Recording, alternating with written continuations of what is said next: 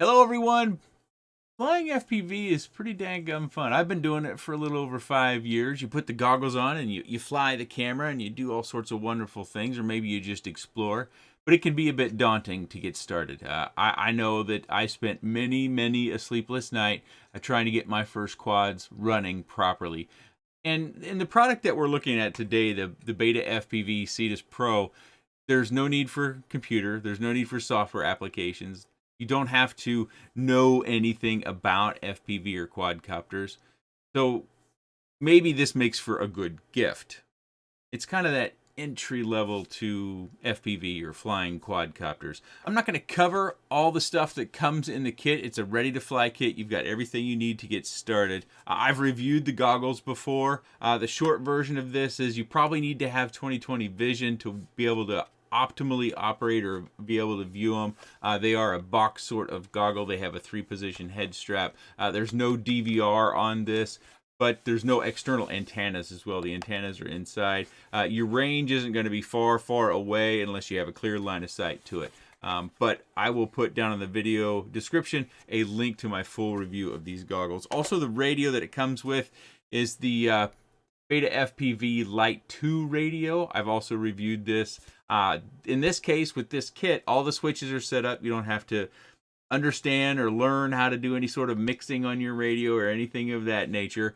You just use the sticks as described in the manual in order to be able to fly your quad. And speaking of the quad, this is the quad right here. And probably the most unique thing about this quad is it has these sensors on the bottom. See here on the corners, I'm going to get this backwards, but it's got an optical flow and a laser sensor, and those are there to help aid in the flying a little bit. For someone like myself, it's hard to feel that because you are using a self-leveling mode, and I am not used to that. I don't fly generally in what we oftentimes call angle or horizon mode. Again, Betaflight terms that you don't necessarily need to know for this. But basically what it means is that the quadcopter is always working to where it comes back to level. And when you're starting out, that can be awful handy. Matter of fact, recently on Facebook, there was a posting about someone getting started and they were using horizon mode, which is a self-leveling, and other people were leaving their opinion. I started using horizon mode way back, like I said, 5+ years ago. There's nothing wrong with that. Flying is supposed to be fun.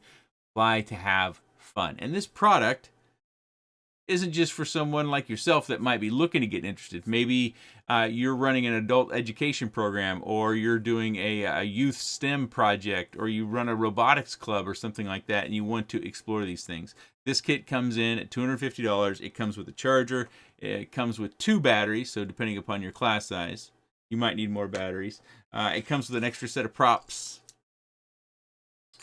And we get our USB cable, and it has this little interesting dongle that we need to be able to connect to the quadcopter. But honestly, when I say need, you don't really need it. I suspect that's in the kit if you were to need to get some help or support with the quad and its operation. Also in the kit is a prop remover. Some people find difficulties in removing the props, and this is a battery charger and checker. It charges over USB-C. These are always going to charge faster if you plug them into a plug-in wall wart, like we might use for our cell phones, rather than plugging into USB off of a computer. So you got everything you need to get going. Oh, one thing I forgot is you do have what we call gimbal protectors, and I think it comes in handy when you're packing.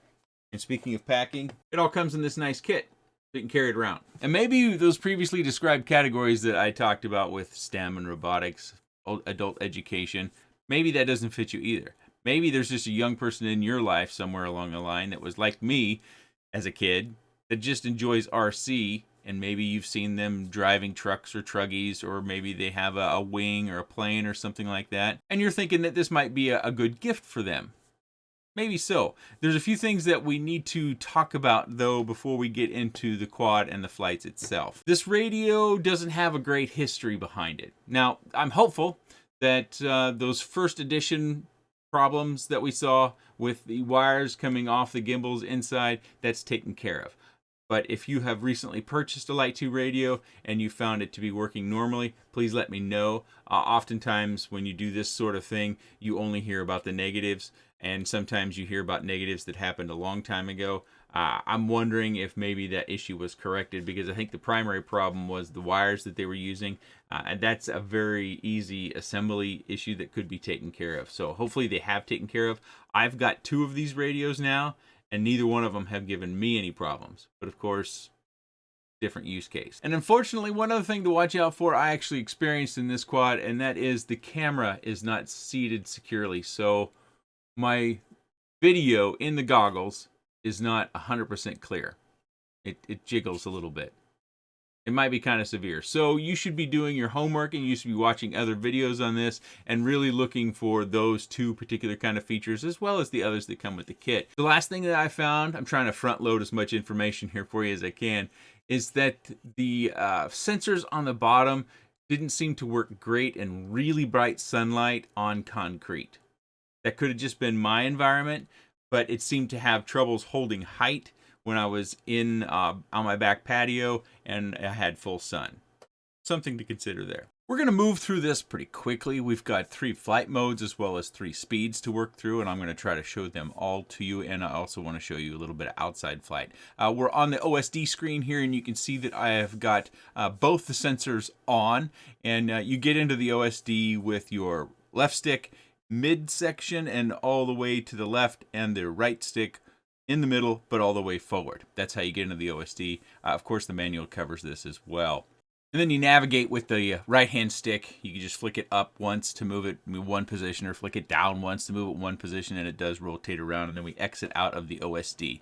So we've got the normal mode and slow here, and as I take off, you're going to see what I was talking about with the camera image and how it gets a little bit wonky. And that right away, you know, I wasn't used to the slowness of the controls, so I hit the door, and when you crash, it detects that, and so then it disarms for you. And another crash. Let's jump into some actual flying in this mode. Okay, now we're going to actually do a little bit of flying, and this is a very restrictive mode, and it is there for really just getting used to the feel of the quad and how the sticks move. Of course, this isn't going to be the most exhilarating flight, but for training purposes or getting started or right out of the box, it's probably where you need to be unless you really want to go full throttle FPV and you've got the budget to support going that traditional route. Whereas this is going to step you through working into a more traditional route. And as you can see, whenever I get the left stick, the right stick pitching forward, it accelerates, and it's also kind of detecting some things. You could almost fly this one-handed if you didn't have to turn around, because it's doing everything else for us. But this is slow mode, so it's restricting how much I can angle the quad, as well as it has those sensors helping me maintain some sense of altitude. And you can see where it is doing it, and I get sucked up to the ceiling a little bit there, but we descend back down ever so slowly. Let's move forward. I think in this mode, you know, it's pretty restrictive, and what I found is moving through the other speed modes that it doesn't accelerate all that much. And so to give you a sense of the capabilities of the quad and be able to put together a relatively brief video, I think we need to move into the sport mode next. All right, we're in sport mode. We can see that from the lower right. It says S mode. That means sport mode, and it is in the slow mode. So this is less restrictive. I've got a hair on my lens in the top right as it moves around a little bit. And so we have more aggression from our motors. Our motors are spinning faster, and we're getting more vibrations from our cameras. Unfortunately, you know, as I said in the intro of the video, my camera wasn't secured all the way, and I feel it's pretty important to review these things at least the first time around, to review things as they came to me. Can this be repaired? I'm quite certain that I could get in there and just secure the camera at the very least with just a little bit of adhesive of some sort, whether that's tape or glue. You know, any sort of DIY stuff to stabilize that camera is going to help with the image clarity a little bit. This also gives you an idea as far as the reception of my goggles to this particular video transmitter in this quad. Again, this is not DVR from the goggles it comes with, because the goggles that it comes with does not have a DVR. DVR is a digital video recorder. It's a built-in recorder into the goggles, so I had to use my stock goggles in order to be able to record DVR. Let's move forward into the mid-speed in sport mode. As you can see there, now we're in mid-speed. We're going to be able to pick up our pace a little bit as we cruise around the house. And if you're not familiar with the channel, I do fly inside my house quite a bit, but this would be perfectly appropriate for a gym, any sort of space that's industrial, really, because you're not going to hurt anything. Even in my house, you're not going to really hurt anything because the prop protection is pretty hardy. And also the props are just so well covered that I think even if you were to hit something, because it disarms right away when it detects that contact, that you're probably not going to hurt a house. So if you're getting started in this hobby and you're worried about bonking into stuff in your house, I wouldn't be too concerned. Of course, if you bonk into a statue that's sitting on a shelf and knock it off the shelf, that's a different thing altogether. I'm thinking more of the propellers digging up your walls or cutting a blanket or something like that. But this is the mid-speed sport mode. And we're going to take off, fast mode now. You can see our battery's getting a bit low. It's the same battery that I've been showing you so far in this mode. And our voltage gets down there a little bit, and we're going to go to the point where it disarms. See how we get low voltage on the screen? And it will disarm when that voltage gets too low, when it doesn't recover. I think it has a timing mechanism for how long that voltage gets down there before it disables. So if you are flying outside and you're flying real aggressively, you'll find that it goes below 3.5 volts from time to time. And there you saw it twitch a little bit, and then it went down to disarm. And the next step, after some practice, we move into the manual mode, and we're going to start out in slow. Now this is where you have more control, or all of the control of the quad. It's not going to be self-stabilizing for us. It's not going to limit how much we can angle the quad, whether that angle is forward or to the side. It's really going to give you a lot more freedom. So you can even work into doing some tricks or things of that nature. If you've seen other FPV quads doing flips and rolls or other sorts of things, you should be able to do that with this quad as well. But this is the slow mode, give you a sense of the feel. I'm kind of doing these all in the house just to give you perspective, because I think, if you're looking at this product, you may not be familiar with my channel. You may not be familiar with how I fly in my house. So I wanted to give you some sort of aspect of the speed by flying in the same space. I think when you get outside, it gets a little bit more difficult if you're not used to watching these things fly, in order to be able to detect the speed and the pace at which the quad is flying. We've already jumped into the mid-speed mode, so we're going to cruise around again, getting a little bit more aggressive. Hit the chair. Dang, disarm. Okay, we're going to set it on the table and take off again. Do a little bit more of the manual mode in mid, and then we're going to jump into the fast flight, which is kind of my forte when it comes to, or what I enjoy. I shouldn't speak as though it's my forte. It's just the type of flight that I enjoy. Everybody likes different things. If you like to go slower and explore, you can go under chairs. You can maybe set up little hula hoops, or maybe you've gone online and you've found some racing gates that you can put inside your house. I just did a video recently where they had some sort of balloon gates from a newbie drone, and you can have a small space fun doing challenging things with gates, whether those are hula hoops or actual quadcopter hoop-based gates. This is our mid-speed, of course.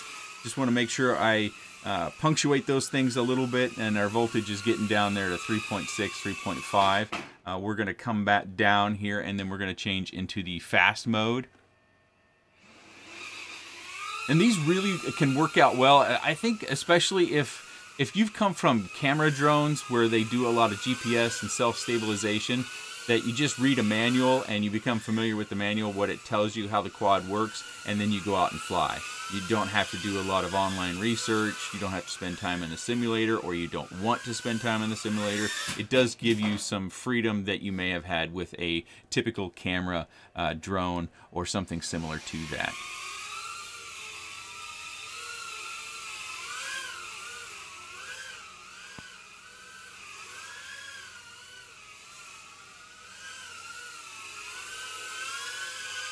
This is going to be our only outside flight. We're going to be in manual mode, and we're going to be going fast, so this will help you explore in the outdoor space, which, if you don't have a house that you can fly in and the weather's nice, maybe you want to go outside. I would say that, wind and quads this small, they don't necessarily get along. So you'll want to be either in a wind-protected area, a little bit like what I've got here, or just have naturally low speed winds. You know, you can fly in some winds. It doesn't need to be 0 out, but I would say if you're starting out, you know, 5 to 7 mile an hour winds as far as the weather data goes, but a little bit yet protected still yet to keep you from being pushed off your course. Flying is a lot of fun, and it can be challenging, and when you have Mother Nature, wind, pushing you around, it can make it a little bit more difficult. So until you're comfortable, I wouldn't suggest flying in winds over, again, 5 or 7 miles an hour, but otherwise I think it will handle winds at that speed or even less. Now we're moving back into sport mode, just to give you another flight sample of what it's like, you know, and this is doing self-stabilization here. This gives you a broader perspective of what the flight looks like if you're in more open space, because inside, you know, it's close proximity, you have to be pretty careful and kind of have a feathery touch, whereas outside, your room for error is more, you're not going to crash nearly as often because you have naturally more space, less things possibly to hit depending upon where you're trying to fly yours. But I wanted to give you a sample of how the sport mode outside handles in my hands. I hope that me doing all these different samples doesn't confuse you. Of course, you can mute me and then just look at the mode on screen in order to be able to interpret what the quad is like in flight.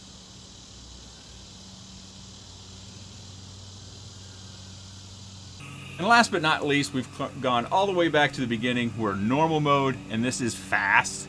And you can see how strong the self-stabilization is it really is wanting the quad to stay at center. And the nice thing about this, and I said it earlier in the video, is that if you get yourself into a spot where you think you're going to crash, if you just let go of the right stick or let it naturally center, the quad will stop or at least slow itself down a lot to where your crash will be much more mild, or it will just kind of sit there in space.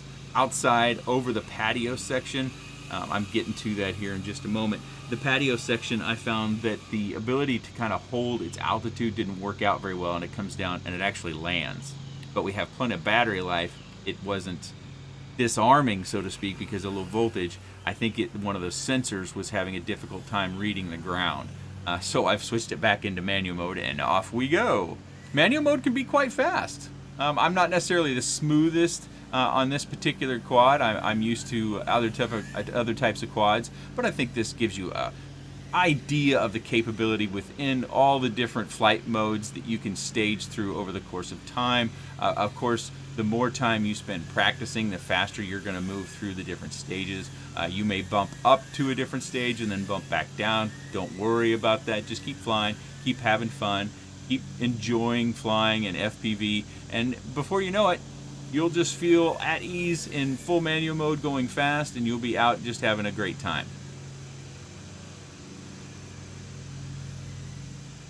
I'll have a link down in the video description to the BetaFPV website where you can pick up the Cetus Pro. This is the brushless version. I do recommend the brushless version because the brushed version, brushed motors wear down over time and then you've got to change them out, whereas brushless motors, they essentially just run until you damage them with crashing. And I did find that in my crashes, you know, this doesn't allow me to fly quite as fast as I'm used to, but in my crashes, whether it was outside or inside, you know, no damage to report. The camera and the jiggles, that's how it came out of the box. So you need to do your homework. You need to go out there and watch a few more videos on this. Maybe there's some articles or write-ups about the Cetus Pro and see what others have to say about it before you make your purchase decision.